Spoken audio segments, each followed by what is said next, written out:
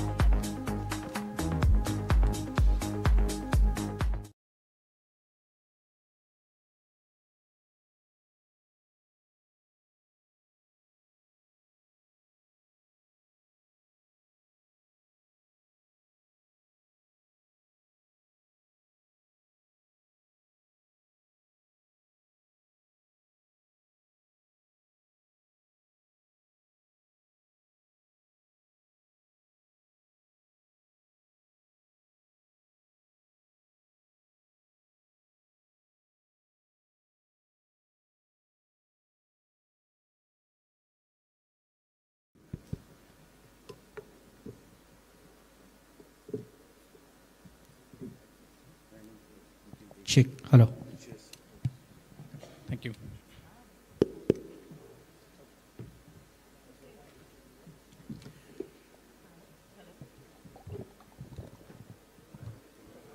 Check. Hello. Hello. Check. Just to add, this meet is being broadcast on Indian Express and Financial Express YouTube channels. So besides the people in the room, there are people all over India and in several parts of the world also who are witness to the proceedings here. So, okay.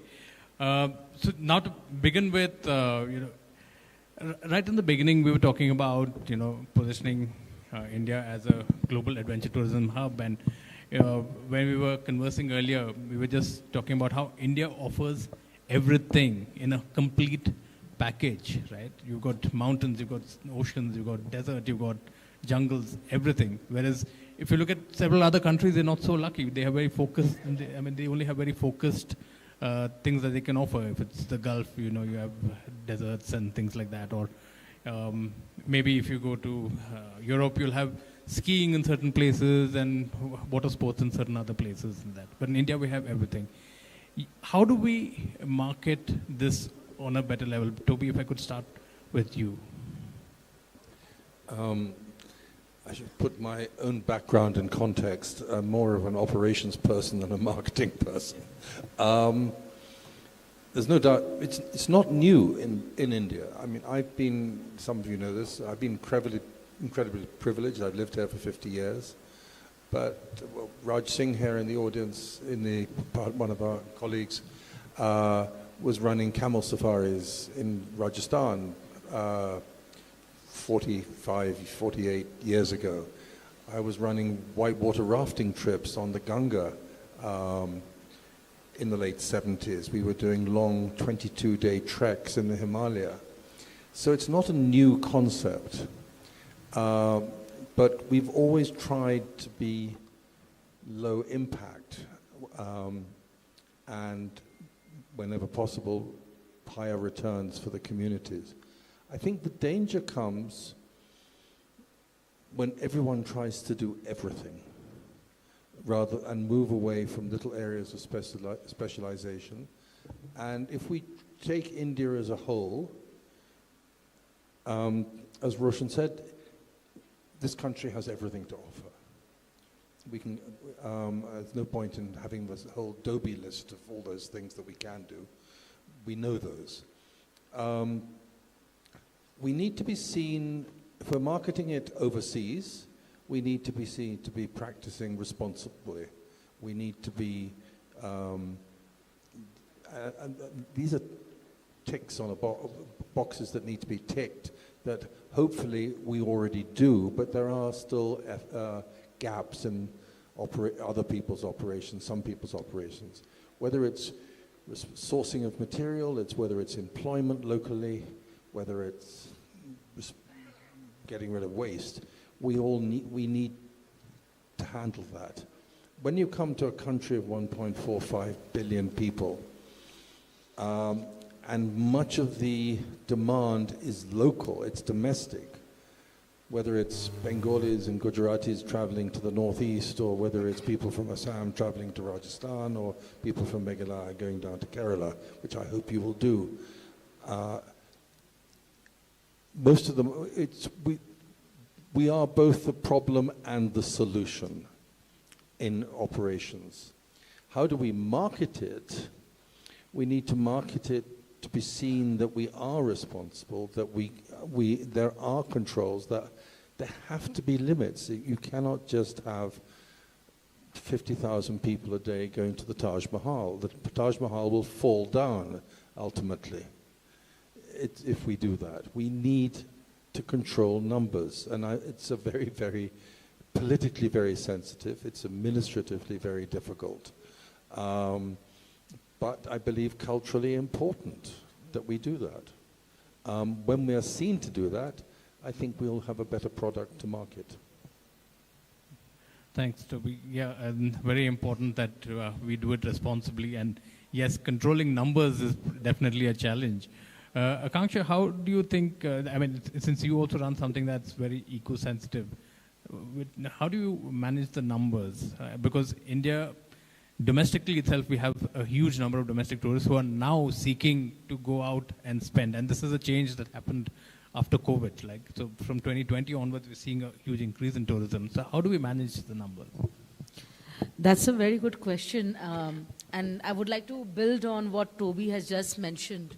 You know, India has a very big depth of the natural heritage. You have the Himalayas, you have the mangroves like you mentioned, you have the beaches, and you have this beautiful area where we've just driven from Guwahati to Shillong.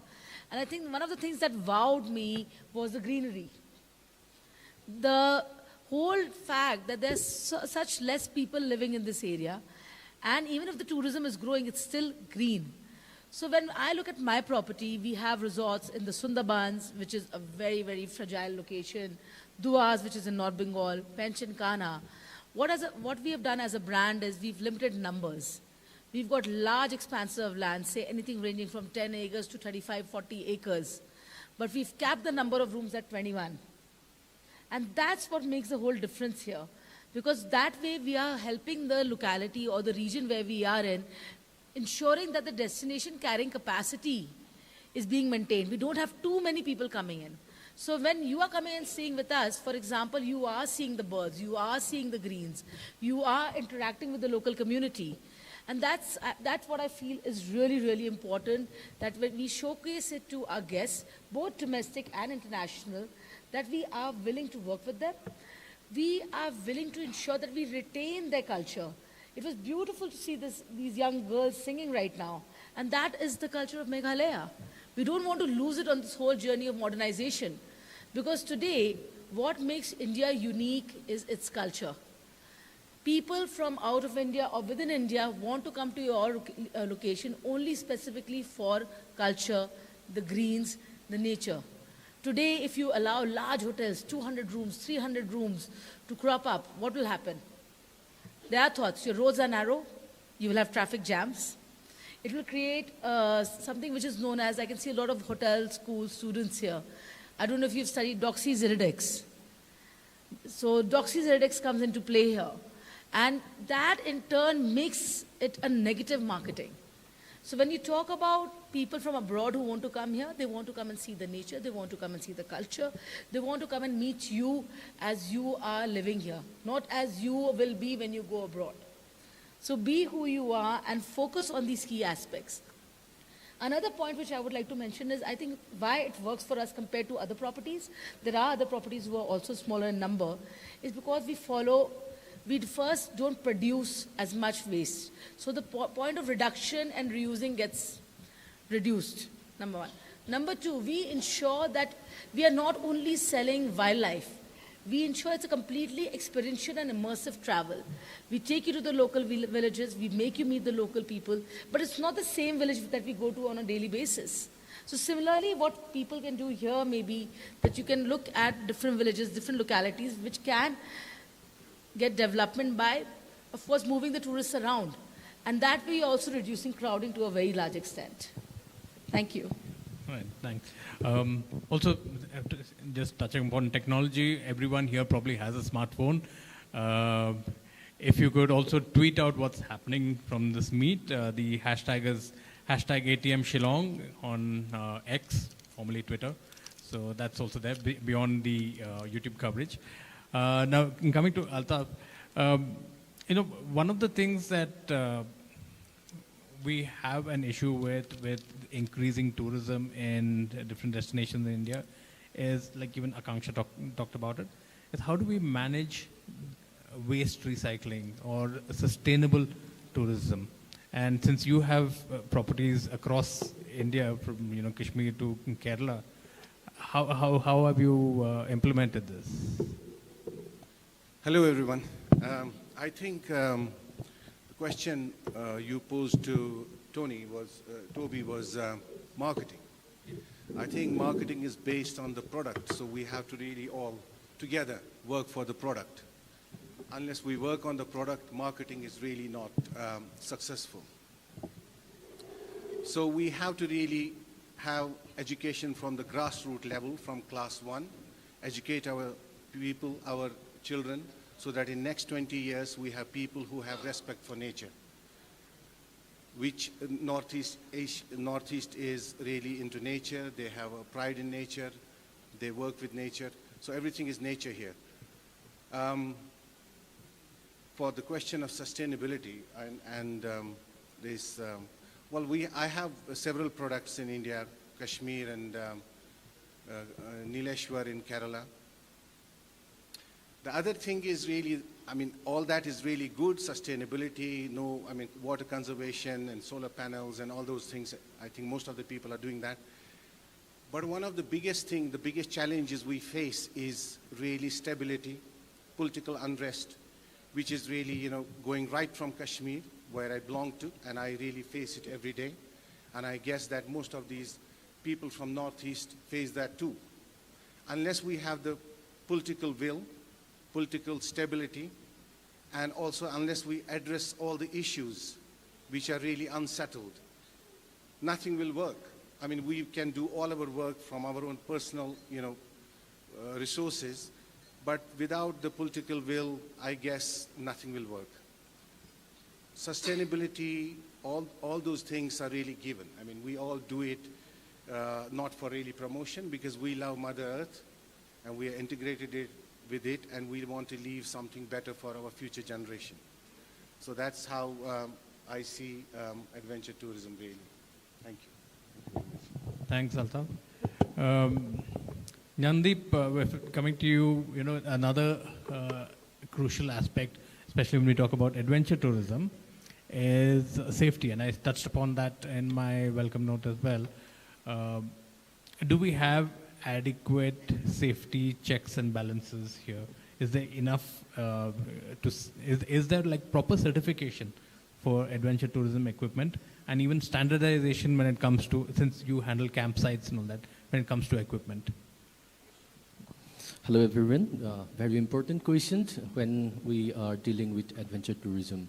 So safety measures, part and partially to some extent, it is certified, but we are lacking behind when we go deep into the nature or we go to the hardcore.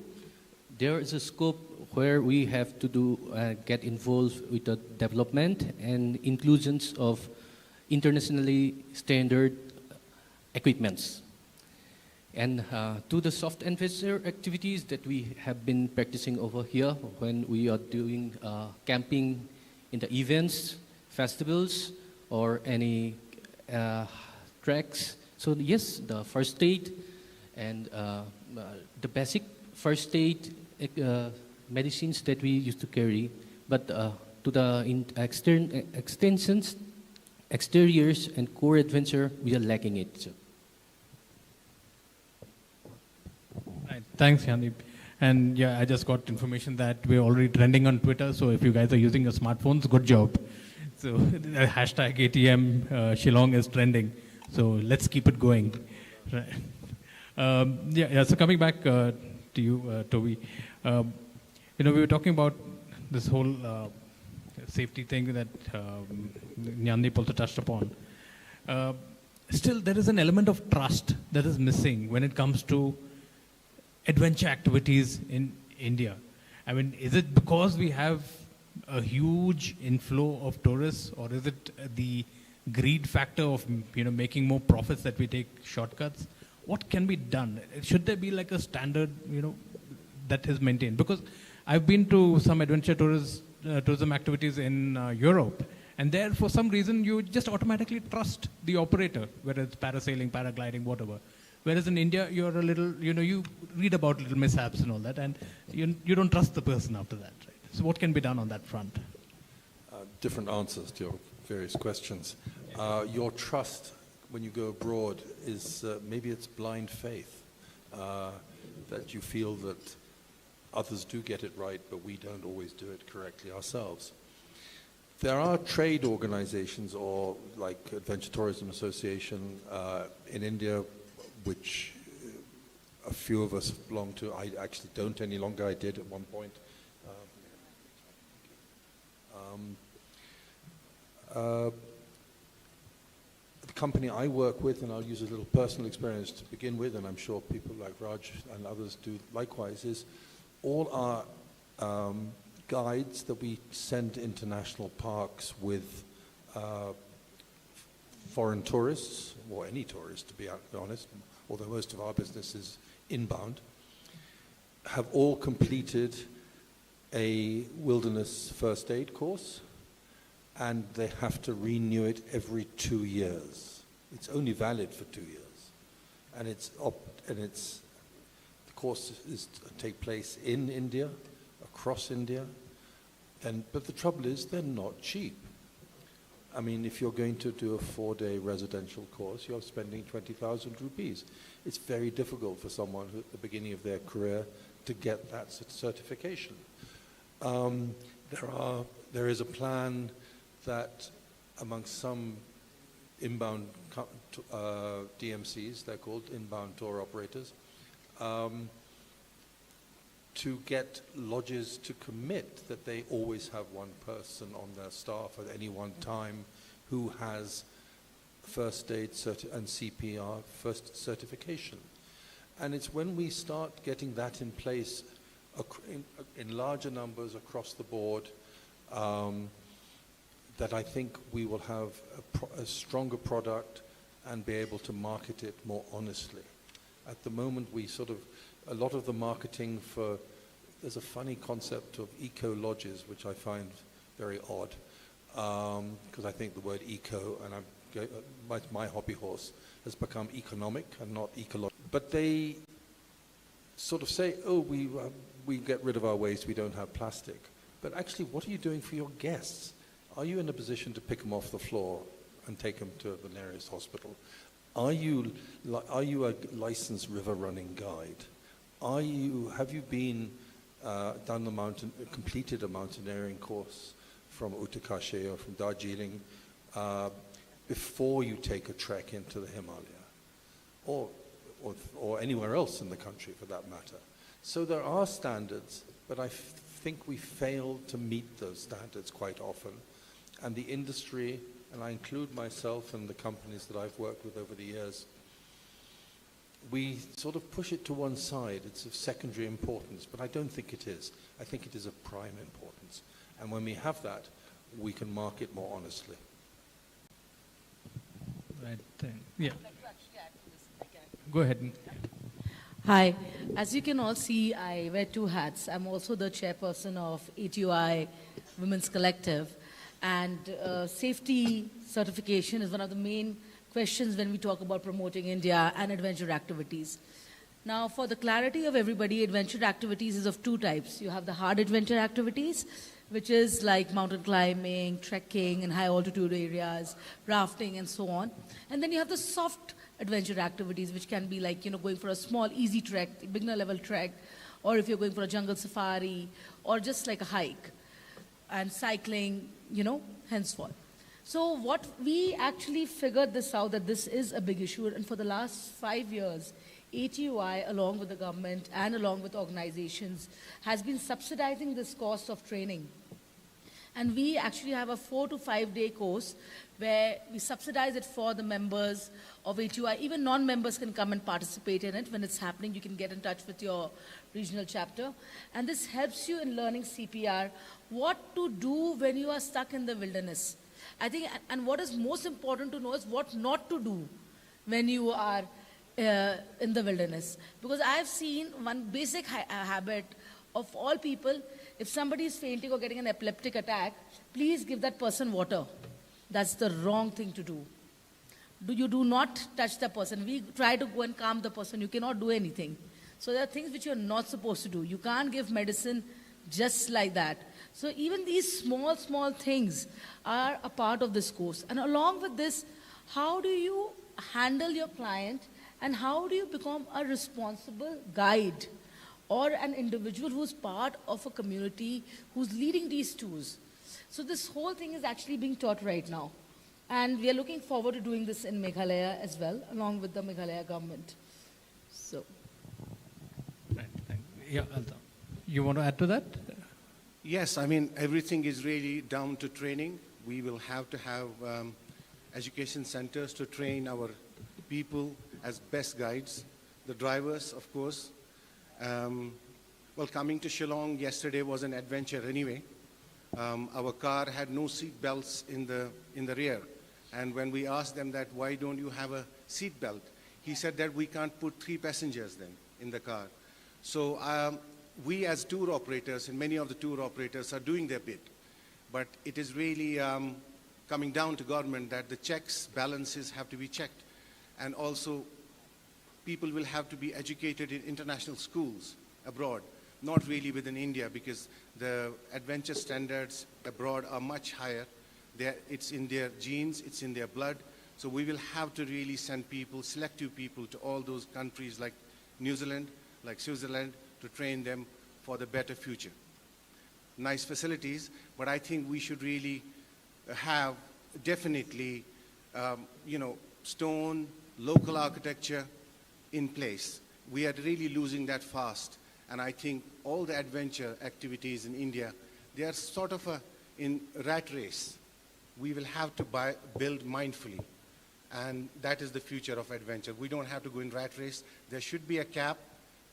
And we have to have cap on numbers. We shouldn't have really the numbers which are coming now domestically, who don't have really education how to really deal in the hills. For example, they will throw all the papers, trash from their buses, from their cars. And the government again has to come in, and they have to really ban plastic in the hills, because you don't have the facilities to deal with it. That's all really. Thank you. That's right. Yeah. I also want to add one point. I just remember once we started a campsite, a permanent campsite in Kaziranga. It was with camping, of course, the safaris, river cruise with ferry, and paramotoring. By that time, it was going seriously very well, more than expected. But later on, we found out, like in India, there's no authority to give a certification to paramotor pilots. We sent our team members from Northeast to get trained in Delhi. They are capable of flying like 30 to 40 flies a day. But there's no certifications. And later on, they got a solution, like they went to Thailand to get the license, international license, but we are still clueless whether it is accepted in India or not. And also, like in the core of Arunachal Pradesh, if there is any in the like multi-day treks, like the Brokpa Bailey's trek, so it's 7-8 days trek. If something might happen with any guest, then no scope for helicopter. We can't call. So our government should also start these policies to make India as a branded internationally adventure destinations. We should propose, and government should also look into it seriously. Thank you, sir. Yes, Toby. To add to that about treks in the mountains, there's a blanket ban because the government is sort of scared of too much external communication on satellite phones, for example. The Adventure Tourism Association has lobbied quite hard with the government that licensed operators, so that's the first hurdle that I want us to go through, who meet whatever criteria is required by the Ministry of Communications, the Ministry of Defense, IB, and another 36 organizations that get involved in this, can carry on a trek a satellite phone for emergency calls, or the quick responder GPS system, which is also banned. You cannot bring it into the country, and if you do, it is taken off you, and it's a jailable offense to bring one in. But there is a provision for getting licenses, but it's incredibly complicated. So we need to somehow solve that. It's on the one hand, it's a security issue, it's a defense issue, it's a political issue, and you come up against that wall, it's very, very difficult. But on the other hand, it's a human safety issue, and if you're trying to market India as a safe destination, you need to have that infrastructure. It's not implausible, but it is difficult. That's right. That's very, very important. And, also sticking with the certification part of it, that is something that needs to be standardized in India. And communication, like you mentioned, satellite phones are banned in India, and, operators are asking for this kind of facility, and it'll definitely position India as, especially when inbound foreign tourists come in, they are looking for these kind of standardized activities, and they want to know that they are safe. But I've also seen that in this rush to gather in more tourists, more revenue in different places, they try to, for example, tiger safaris. They say like guaranteed tiger sighting. Now, it's like there's a deal between the guide and the tiger. Like, the tigers will be here, we'll bring our jeep, we will see you there, and we will go. That's how it is. But because of that, there's so much of over-tourism happening. And I've been to a few tiger sanctuaries, and I do not want to go back, frankly. It's okay, I've seen the tiger, let the tiger be. I do not want to see it again.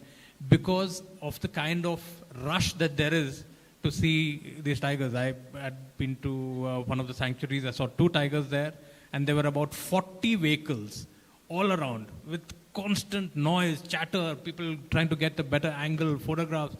40 minutes we were there, 40 vehicles all around, canters, gypsies, and you name it, and everyone, creating havoc. This is the natural habitat for the tiger. How do we, tackle this kind of a problem? Guaranteed sighting, because, guides want to get that thing, and how do we tackle this kind of problem? I can't. Yeah. Okay. If you want to see a guaranteed tiger sighting, please go to the zoo. Yeah. It's just like, you are going to the forest, a very simple example, what I have faced with tourists for the last 22 years. When can we see the tiger? What time will the tiger come out? And what time, how long will he stay? Okay, which day will we be able to see him? First day of a safari or second day of a safari? It cannot be. He's an animal. He lives in his environment. It's a matter of chance and luck. See, that's why I think something very important that was mentioned early on in this discussion was everybody should do what they do. They should not wander off to other fields. If you're a guide, you should become an expert guide, train expert guides. If you're a hotelier, do run your hotels. If you're a transport person, run your transport company. The minute you start going into each other's business because it looks really, really lucrative, you stop paying basic attention to these small things. So that's what I've actually noticed. Most of the operators who are going and promising, people come and tell us, oh, our tour operator promised a tiger sighting. We cannot promise you. Simple thing like that. And most importantly, tigers are in the wild. You are missing on a lot of the natural heritage like birds, insects, trees, which are rare and special to that particular region when you're hunting for the tiger. For once, I saw a kill in the Sundarbans. It was not a tiger kill, but it was a crab kill. A crocodile was eating a crab, and it was the first and the last time in my life I've seen that. So every single incident is very, very special. And I think that's what's important to really, really do. Toby? There's a short anecdote, which is totally true. About 10 years ago, a foreign travel agent in their brochure guaranteed tiger sightings in Ranthambore and offered a $500, it was Australian dollar because it was an Australian company, money back or refund if they didn't see a tiger there. Now, a copy of that document was shown to the field director of that park, and he banned, he only managed to do it for 12 months, any tours, any foreign tourists coming from that company or through their their Indian DMC who handled many companies, because they were complicit in that action. They were banned. This was a few years ago. So a company that was sending maybe 200 to 300 people a year to Ranthambore had the gates closed on them. They went to court and they lost. Right. So if you have a good officer in place, there are ways of dealing with this, but it should never have happened in the first place. Responsible tour operator overseas, a responsible tour operator in this country should never, ever guarantee anything to do with wildlife. It is opportunistic. Also, I think it leads to negative marketing, Toby. Because what happens is you have guaranteed, you've not seen, the company has said it's guaranteed, and that's actually what will go to social media reviews. I think all of us here are very active on social media, be it Twitter. I don't know if you have access to TikTok in this region. No? No. Not really. Instagram. So, it leads to negative marketing, and incidents like this, one incident like this, is all you need for our Indian media to catch on to it and then splash it all over the world. And then they catch on, and it's one small incident which becomes a really big incident and becomes like a negative marketing. So it's very important to be honest to your client, to your profession, and to your guest. Give them the facts, let them know, sensitize them beforehand so that their expectations are set. If you tell them, look, a tiger sighting or any particular animal sighting is a matter of chance and luck, they're okay with it. And if they see it, they're more excited. They won't be like, oh, and now I've seen a tiger, now I need to go back. It's done. It's not about that. It's a story. Antap, your opinion on this? Well, I think tigers are now treated like dogs, as I hear from my panelists. Well, more than the tigers and all that, we know that, but I think what is really important for all of us, it's increasingly difficult to promote Northeast in Western market, because we don't have a political stability in this state. And really all our efforts, all our money, all our time goes waste when we travel abroad and place this on the global map. Unless we have the political stability, we have the political will, and unless we really address the core issues, I don't think anything will work.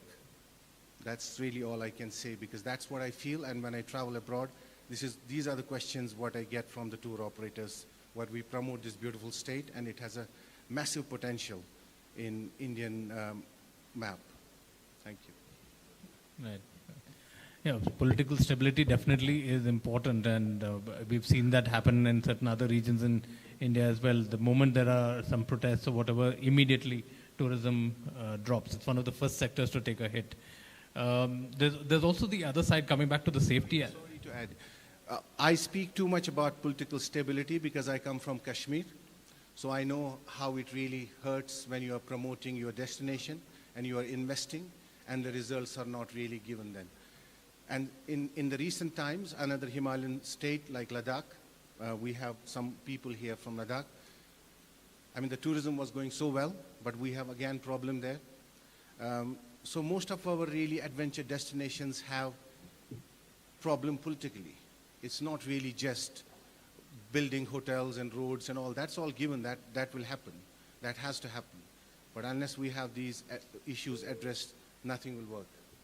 Yeah, so that remains one of the challenges to tourism and to any industry. I mean, not just the tourism industry. I think political stability is one of the main stays over there. Coming back to the positioning India as a global adventure tourism hub. Now, every region, like for example in Shillong and Meghalaya, besides the places that you have to visit, in the caves, the streams and treks, part of the whole experience is also the food. Now, the food culture is changing across India, unfortunately, and I think that's something that needs focus on. In reverse order, I'd start with Jandeep and then come this way. By the way, we had a really very nice lunch yesterday, and on the menu there was chocolate dosa and also spring roll dosa, which I have heard first time in my life. Because and the cheese dosa which Toby had, and since yesterday I don't think he's eating anything else. Yes, yeah, food can be an adventure as well, the culinary experience. Because whomever we have hosted here, first point after landing in Northeast, the curiosity, what we are gonna have as in dinner or breakfast, and when we convey the misconceptions are there, there were misconceptions, but the gap is now becoming narrow. And like for any state of northeastern region, we have different culinary, we have different, base is rice, but like we have different vegetations. And also, like, for example, like in Arunachal Pradesh only, it has measured 26 tribes and they have different celebrations, all celebrations based on agriculture. So like every tribe's culinary preparation, food preparation is totally different from each other. Though there are certain similarities, but there are certain differences as well. So nowadays the food bloggers are coming. Even here in Meghalaya also, like the local food Jado, whomever is to come now, it's become very popular among, and likewise in Nagaland. So the real adventure also up there during the Hornbill Festival. What we have noticed, like though there are vegetarian, non-vegetarian, the food is like for all available, but the curiosity, even they go to the local market, one day is well spent. That way they get to know more about the culture and along with the festivity. And yes, thank you. But one thing I've noticed with an increase in tourism in any region, and including in Shillong and in many other places I've been to, and places where I've gone repeatedly, I've noticed that over the years, initially you would find a lot of local cuisine many years ago. 10, 15, 20 years ago, you would find more of local cuisine available. But now when you go to those places, you find very standardized food. There's continental fare, there's South Indian fare, there's standard North Indian fare, and there's Chinese on every menu. And you'll have maybe about 3 or 4 local dishes listed, right? And it becomes a challenge, actually, and as part of the food adventure I'm talking about here, that when you go to any of these places, where do you find authentic local cuisine? How do we fix that?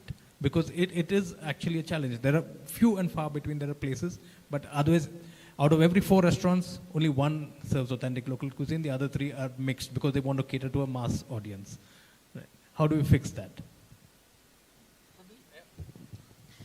So I've also been searching for a local authentic cuisine restaurant here since I've come here.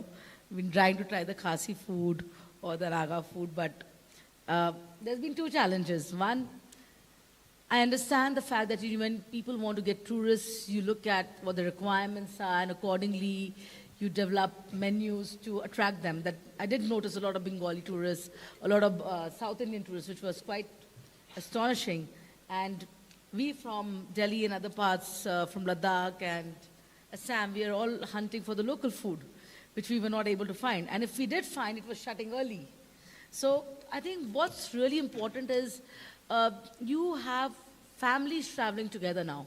You will see multi-generation travel, which has changed from FIT travel. FIT travel being like friends traveling together or two people traveling together. Today, grandparents, parents, and young children are traveling. And if you go to a local authentic cuisine or a restaurant, you don't get a pizza or a rice or a pasta with the young child is used to eating. A grandparent might have that, might have teeth, might not have teeth. They might want soft food. So they're looking for something like a multi-cuisine kind of option. But the parents, they are all excited to try the local cuisine. So maybe a concept where we can have a themed restaurant with all kind of cuisines available. Instead of like Altaf just mentioned, we had 45 type of dosas in that particular restaurant. From chocolate spring roll, vada dosa, idli inside the dosa. I've never heard of all this. They could have just kept simple dosas, added some of the local food there in the menu. So I think it would have just been perfect. And what we do in our resort is we actually keep a small portion of the local cuisine on a daily basis so that people who are coming from outside, they can try. And in case they're really excited, they want to have a full meal, we have a thali system in place where we serve everything in a portion-wise. So you can take a full thali. And I think that was really amazing. I saw this place called Trattoria yesterday. It had a veg thali, it had a chicken thali, it had a mutton thali, it had a pork thali. Brilliant. That's the way to go for it. Right. Just to mention, anyone has a question, just put your hand up. We'll get a mic to you, and you can ask our panelists any questions. Let's keep this interactive. So anybody has any questions? Show of hands. Okay, think about it while we continue the discussion, and I'll come back to you in 5 minutes on that. Yes. So don't be shy, guys. If you have any questions, please ask us. Because the whole idea that we are here is to talk about an adventure, and you have all the experts from the field sitting here today. You won't get this opportunity again and again. You have a question, please shoot it at us.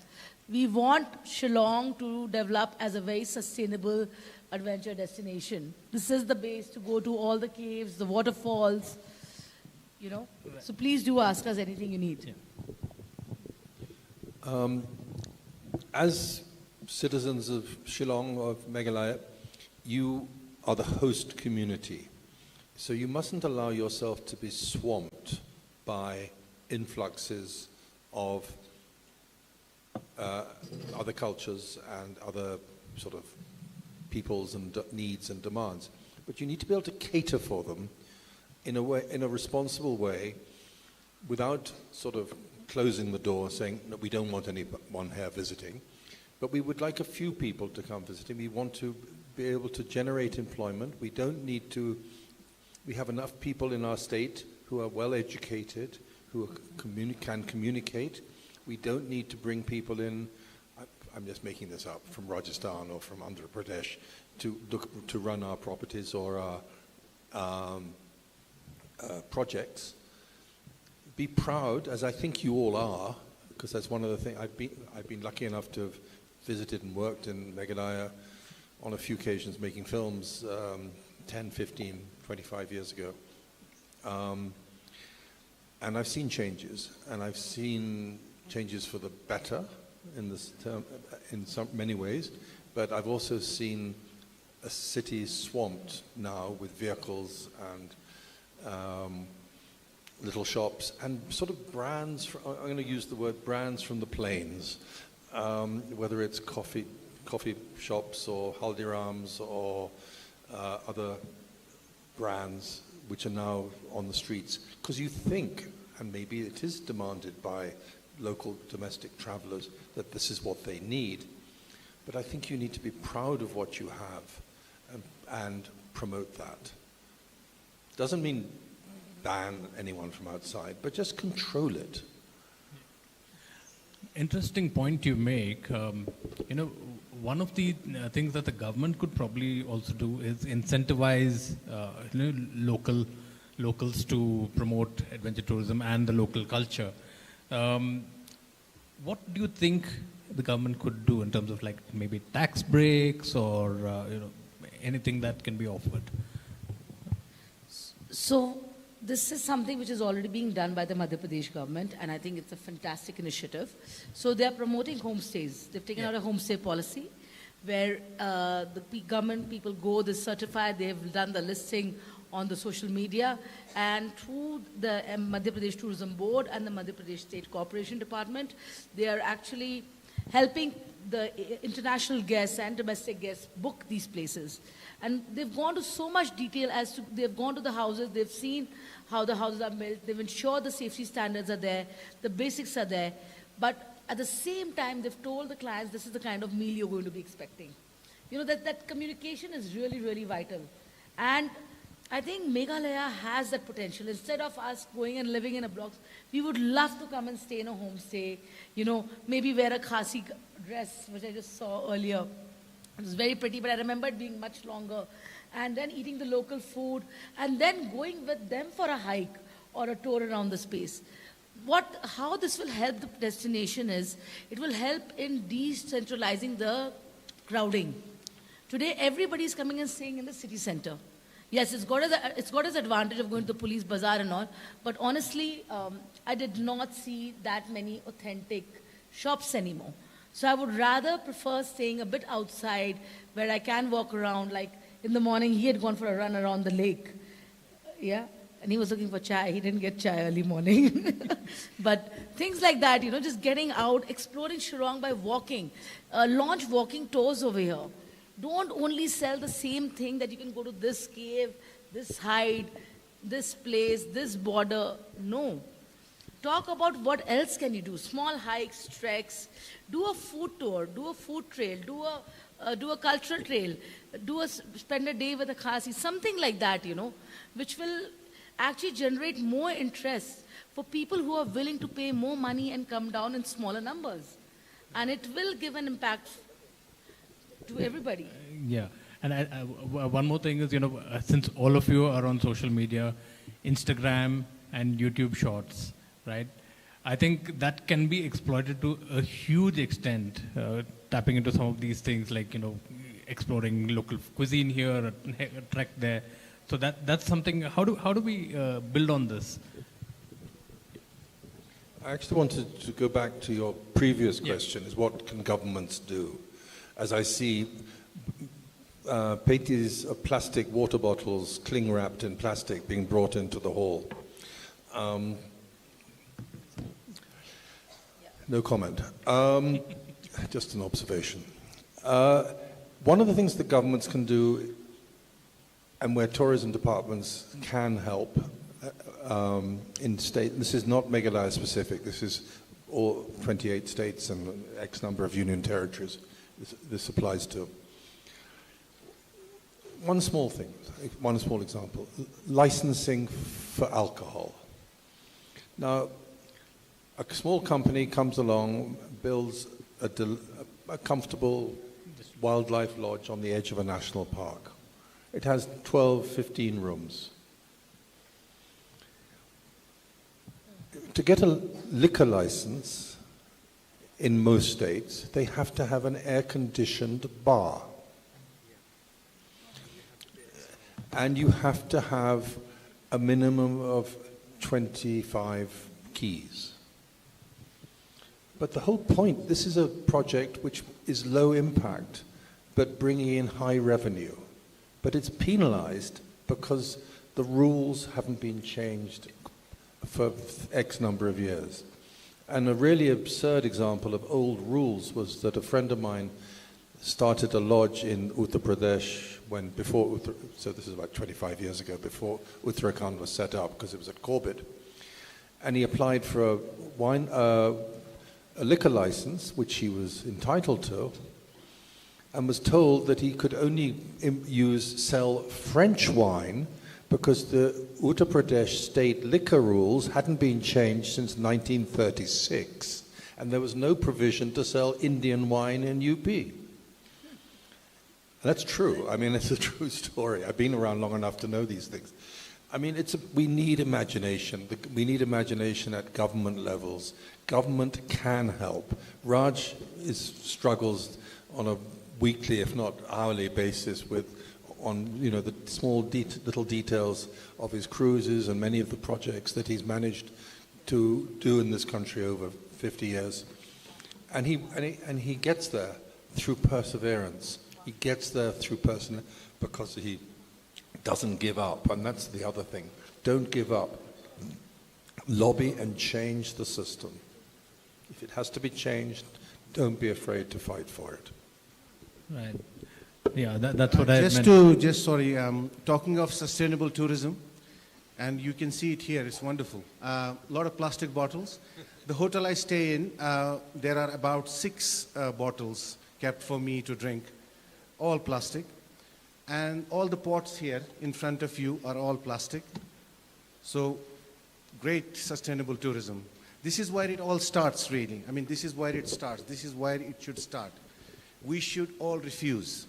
All of you who are in this hall should have refused it, even if the organizers have made a mistake, but all the students here should have refused it.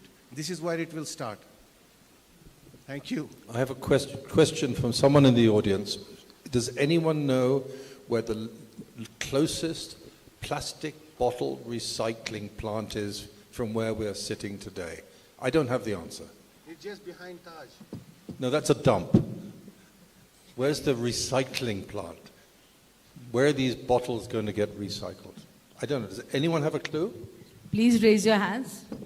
I'm sure everybody is consuming these water bottles. You must have thought about it, where these plastic bottles go. Right. But what can be done is that you can also recycle them. So just ensure that they're disposed in a responsible manner. So just find instead of the closest recycling plant, at least the closest bin, and you can put them there. Right. We're almost out of time right now. If there's any question from the audience, we'd like to take that. Otherwise, I'd like to conclude with this panel with some quick closing remarks from each on how we can make India better positioned as a global adventure tourism hub. Just quick bullet points from each in 1 minute each. Toby?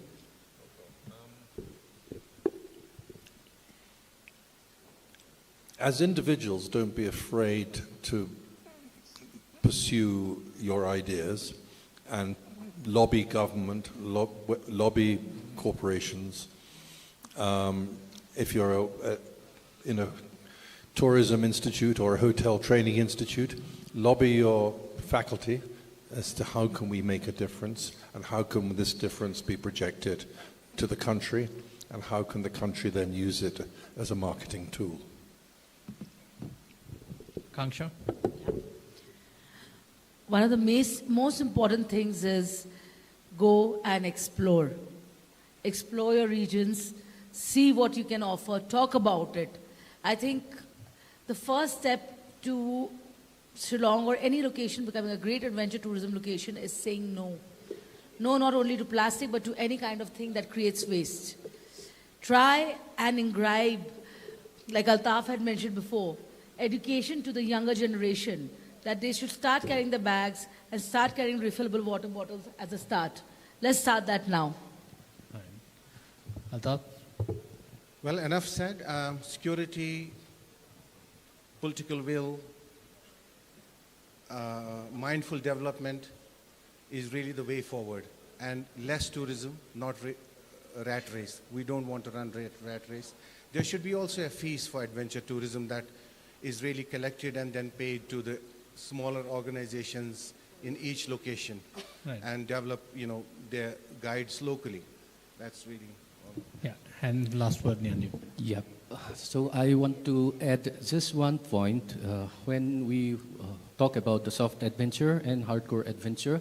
But if we introduce the adventure sports events, so that way, if there is a retention of the manpower, if we are training someone from Northeast, they have a part-time seasonal tracks or engagement, and if we are coming up with a neo-tourism like adventure sports event, That way we can build up infrastructures so that our younger manpower, they will be get engaged throughout the year. That is one of the seasonality can be solved that way.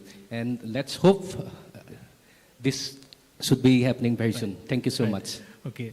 And on that note, thank you all so much. I'd like to invite Mr. Mukesh Singh, Senior Vice President, Indian Express Online Media, to felicitate our panelists. And thank you all so much for the wonderful insights that you had. Yeah. Mukesh.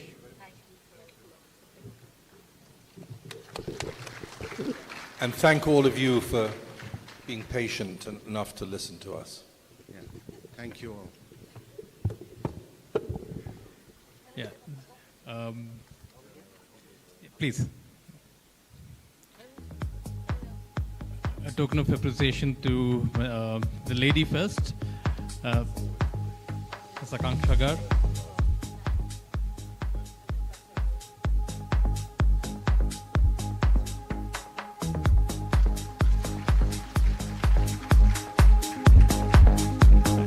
A token of appreciation to Mr. Toby Sinclair.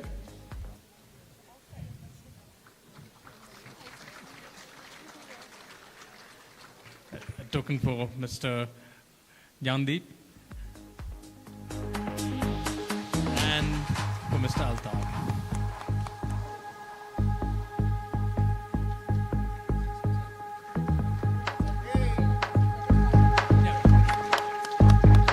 Thank you so much, Mukesh.